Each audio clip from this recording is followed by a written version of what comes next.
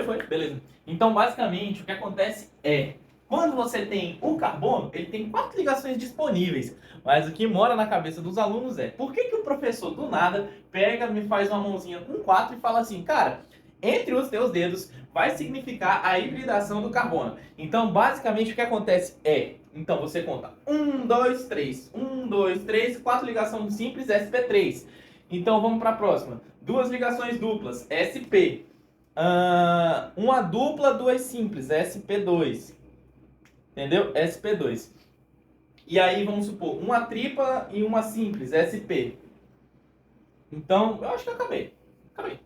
Eu acho. Tá. Enfim, então basicamente todo mundo se pergunta por que que eu tenho que só decorar e não aprender? É porque basicamente a maioria do pessoal não quer explicar tudo isso que está aqui. Aí a gente tem que voltar para o nosso saudosíssimo Linus Pauling. O que é que Linus Pauling falava? Linus Pauling, e se eu esqueci de algum das hibridizações do carbono, por favor, vocês colocam aí no comentário, tá?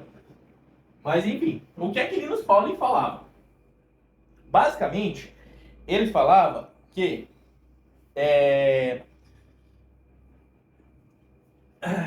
foi mal. Ele falava que a distribuição eletrônica dependia de uma série de fatores que ele testou, fez e criou uma tabela, aquela velha tabela que sempre te acompanha. 1S2, 2S2, 2P6, blá blá blá. 3S2, 3P6, aí assim vai. Beleza. 3D10, aí beleza. O que acontece? Quando a gente vai tratar justamente dessa parte, a gente vai falar de hibridação do carbono. O que é hibridação do carbono? Significa uma única coisa. O carbono ganhou energia e formou os orbitais necessários para fazer 4 ligações. Senão, o carbono faria somente 2 ligações. Calma, é muita informação, eu vou te explicar. Mas enfim, basicamente é números quânticos. O que é que significa números quânticos? Números quânticos foi duas pessoas que estudaram uma cota de tempo atrás para poder explicar pra gente o que era spin, o que era magnético, o que era número quântico secundário, etc. Então, basicamente, a gente segue uma regrinha. Essa é a primeira regra do número quântico. A gente vai primeiro tratar da camada KLMNOPQ. E cada camada suporta uma quantidade de elétrons, representada por essa letra nos números quânticos. Então, 2, 8, 18, 32, 32, 18, 8. E isso aí já é o primeiro número quântico, que é o N. E daí, depois disso, a gente passa para o L. O L vai significar como se fosse um novo nome para cada distribuição eletrônica. Então, imagina, S, P, D e F. Aí eu vou e coloco o que ele significa 0, eu vou que P coloco o que ele significa 1, D 2 e F 3. Beleza. E daí, posteriormente, a gente vai para o magnético. O magnético, basicamente, é quando os elétrons vão se distribuir dentro de caixinhas. Então, basicamente, isso seria cada orbital empregado pelo elétron em um elemento. Então, basicamente, isso aqui a gente já está tratando do spin. Então, o spin significa um tipo de energia, ele está aqui embaixo, ele significa um tipo de energia que cada elétron tem capacidade de fazer. Basicamente o elétron está para cima ou está para baixo. Ou seja, o elétron ou ele é positivo ou ele é negativo. Então, se o elétron for setinha para cima, ele é um elétron negativo, significa menos meio. Se ele for para baixo, é um elétron positivo, mais meio. Tá, e aí? Aonde que eu quero chegar? Eu só te dei aí uma explicação bem breve, tá bem desorganizado, mas é que basicamente o que eu quero te falar é o que acontece? Por que da regra da mão? Que é isso que a gente quer chegar. Isso depois você estuda com calma toda a regra do número quântico, que aí você aprende certinho. O que a gente quer chegar? O que basicamente, qual o ponto que eu quero tocar? Eu quero tocar que se o carbono fosse fazer uma ligação comum, se o carbono, detalhe, presta atenção aí, como já dizia o saudosíssimo Antônio. Vou apagar bem? Tá ótimo.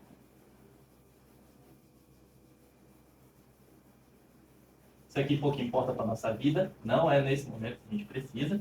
Então, qual é a distribuição eletrônica do carbono, Abraão, por favor? É 1s2, 2s2 e 2p2. Tá, beleza. Tá vendo a mania de decoreba? Não tem como as coisas, aprende. E aí, o que acontece? O carbono ele é assim, representando o número atômico dele e a distribuição que ele vai ter, né? Então, beleza. Cara, o que é que você precisa saber? Vamos lá. Isso aqui é só as caixinhas, tá? Então não preocupa, eu só vou te explicar. Essa caixinha simboliza o subnível S. Essa caixinha simboliza o subnível P. E assim sucessivamente. Essa caixinha é o D, essa caixinha é o F. Beleza. Jogo de caixinha, né? No caso. Tá.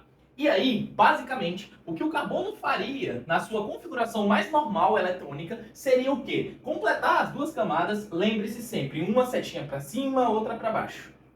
Ele completaria, beleza, um S2, ó o subnível, completou. Show! Aí ele iria para S de novo. S de novo. Então, calma aí, deixa eu só apagar aqui. Ele iria para S de novo. Ele não faria essa P. Aí ele faz mais uma S. Ele faz mais uma S. Completou, beleza? Completou. E mais uma P. Só que, pela regra do orbital, é notório que não podemos empregar a distribuição da forma que a gente quer. Então a gente não pode chegar assim e fazer isso. Você tem que ir numa ordem para que os elétrons fiquem distribuídos da maneira que a gente criou por notação na química. Então, basicamente, a gente coloca um para cima, outro para cima, e aí beleza. Show de bola, correto? Beleza, tranquilo.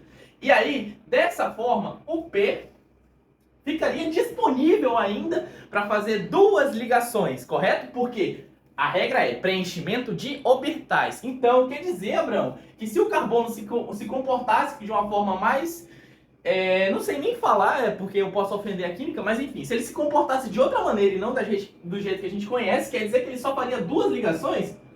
É isso, corretamente. Ele só faria duas ligações. Porém, graças a Deus, entretanto, todavia, o que é que acontece? O carbono, muito inteligente, ele não é burro nem nada, já dizia meu amigo Davi, ele não é burro nem nada, o que é que ele faz? Ele vai lá, valeu! Ajeitei. Acho que ficou bom. Ele não é burro nem nada. Ele vai lá, na camada S, coloca os dois elétronzinhos, consegui, beleza. Ah não, vai ter que cortar isso aqui. Tô errado. Rapaz, fala de novo. É. Não mexe. Ah, tá. Vai dar uma olhada lá só se tá de boa.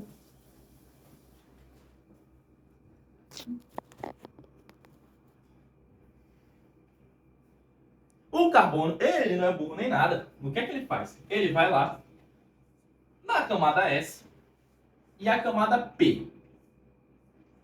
Então, o que é que acontece? Basicamente, o carbono vai lá, coloca um elétron no orbital S.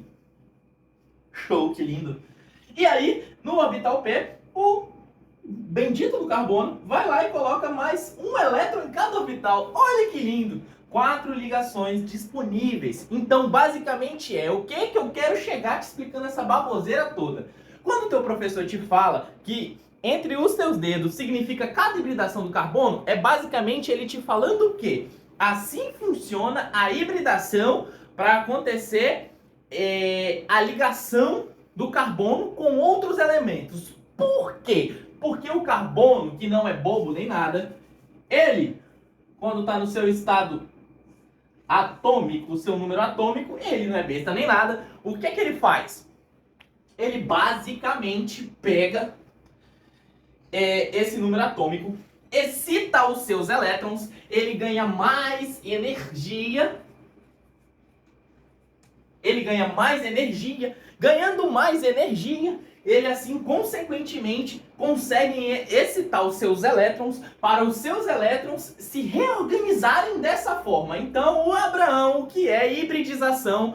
O que é hibridação? Hibridação significa que houve uma excitação dos elétrons, um ganho de energia pelos elétrons do carbono que o fizeram reorganizar os seus orbitais. Então, basicamente, com as reorganizações dos orbitais, o carbono consegue fazer 4 ligações. Então, seu professor, quando fala quando seu professor fala sp3, ele está basicamente falando a capacidade do do carbono em fazer ligações. Então, se ele faz 4 ligações simples, ele está te falando sp3. É só isso. Hibridização é a capacidade do carbono em conseguir ganhar mais energia para excitar os seus orbitais e reorganizar os elétrons em cada orbital.